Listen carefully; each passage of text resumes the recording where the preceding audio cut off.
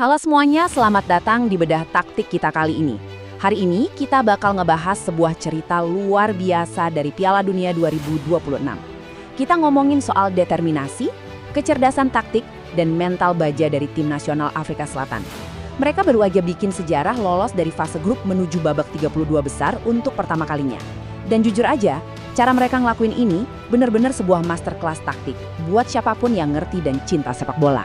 Oke, coba kalian bayangin skenario ini. Gimana caranya sebuah tim bisa bangkit dan lolos ke babak gugur setelah kalah 2-0 dan dapat 2 kartu merah di laga pembuka? Secara statistik dan mental, ini nyaris mustahil. Kebanyakan tim pasti udah hancur lebur secara psikologis kan? Kritik bertebaran, peluang dianggap nol. Tapi disinilah keindahan sepak bola. Di atas lapangan, yang namanya angka probabilitas itu bisa dipatahkan kalau tim punya sistem dan pelatih yang tepat buat ngerespon krisis. Nah, ini ngebawa kita ke fase pertama, di mana krisis besar ini justru diubah jadi sejarah lewat penyesuaian yang brilian. Kalau kita runut perjalanannya di grup A, kerasa banget progres mereka. Mengubah tim dari titik terendah jadi pencetak sejarah itu butuh ketahanan mental luar biasa. Habis bencana di laga pertama lawan Meksiko, Hugo Broos nggak panik, dia langsung merapatkan barisan pertahanan. Hasilnya, mereka sukses ngamanin hasil seri krusial lawan Ceko di laga kedua. Itu momen penting buat nyimbangin kapal yang mau tenggelam. Terus, di laga penentuan lawan Korea Selatan, mereka menang 1-0. Garis waktu ini ngasih pelajaran penting. Turnamen pendek itu bukan soal gimana kalian mulai, tapi gimana kalian beradaptasi dari satu laga ke laga berikutnya. Sekarang, kita masuk ke klimaks taktiknya nih. Momen di mana pertahanan super solid sukses bikin Korea Selatan mati kutu. Kunci dari laga penentuan ini simpel aja, momentum. Afrika Selatan sadar betul mereka nggak perlu sok-sokan mendominasi penguasaan bola. Mereka cuma perlu bertahan ekstra disiplin dan nyerap tekanan lawan. Di awal laga, Korea Selatan ngegas habis-habisan. Aubrey Modiba bahkan harus nyapu bola di garis gawang dari sundulan Kim Min-jae, dan Lee Kang-in juga buang peluang emas. Nah, karena Korea gagal manfaatin momentum awal ini, Afrika Selatan pelan-pelan nemuin ritmenya. Mereka mulai ngebales lewat transisi serangan balik yang mematikan. Tembakan Maseko sempat diblok, lalu kiper Kim Sung-gyu dipaksa kerja keras nahan ancaman dari Mbata dan Magopa. Kegagalan Korea ngehukum lawan di menit awal justru jadi bumerang buat mereka sendiri. Dan tentu aja, setiap cerita epik butuh pahlawan. Buat Afrika Selatan, panggung ini milik Tapelo Maseko. Kalau kita bedah gol kemenangannya, mekanismenya itu rapi banget. Buat tim berstatus underdog, transisi cepat itu senjata paling mematikan. Menit ke-63, visi luar biasa dari Shepang Moremi ngebuka ruang pertahanan lawan. Dia ngirim umpan silang mendatar yang sangat matang, dan Tapelo Maseko tanpa ragu ngeksekusi bola tepat ke sudut kanan bawah. Sederhana banget prosesnya, efisien tapi benar-benar ngehancurin struktur pertahanan lawan. Dan asal kalian tahu ya, ini bukan sekedar gol 3 poin biasa.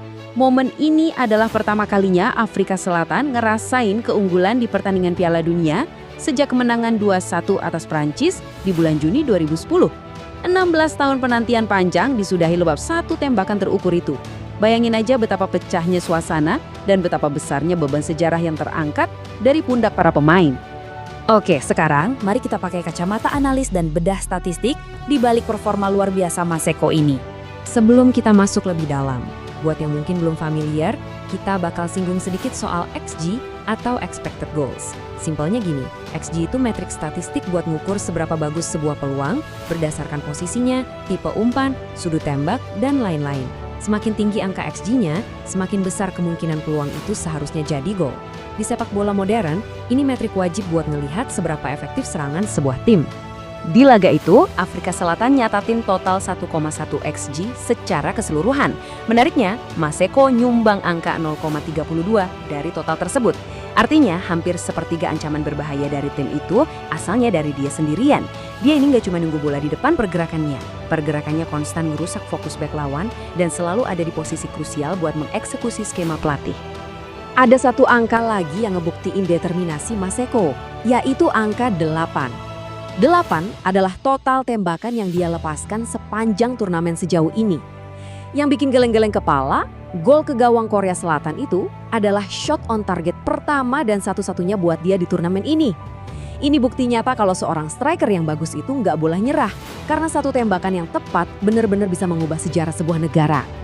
Jadi kalau kita rekap dominasinya ngelawan Korea Selatan, dia bikin 5 tembakan, 6 sentuhan di dalam kotak penalti lawan, yang nunjukin seberapa mengancamnya posisi dia, dan tentu aja dia mencetak gol kemenangan.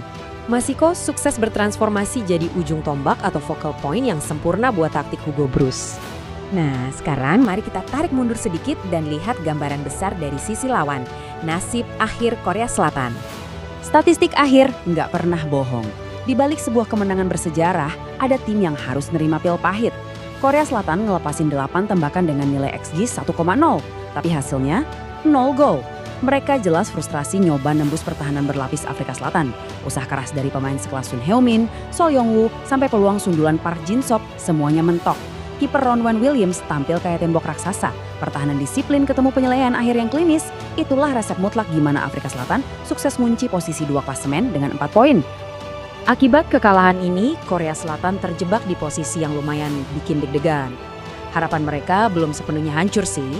Mereka sekarang ada di peringkat 3 grup dengan 3 poin dan selisih gol -1.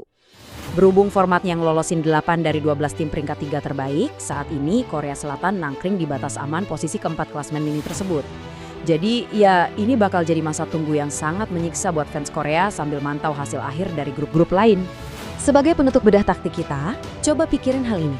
Afrika Selatan datang ke turnamen dengan status calon bulan-bulanan. Di laga perdana mereka hancur 2-0 dan main dengan 9 orang. Tapi lihat mereka sekarang. Mereka ngebuktiin punya mentalitas baja, kapasitas bertahan tingkat tinggi, dan senjata transisi yang mematikan. Pertanyaannya, dengan semua modal yang udah terbukti ini, seberapa jauh kisah underdog Afrika Selatan ini bakal bawa mereka di babak 32 besar?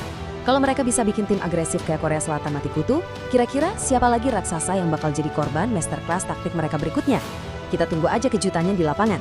Makasih udah ngikutin bedah taktik hari ini, dan sampai jumpa di analisis pertandingan selanjutnya.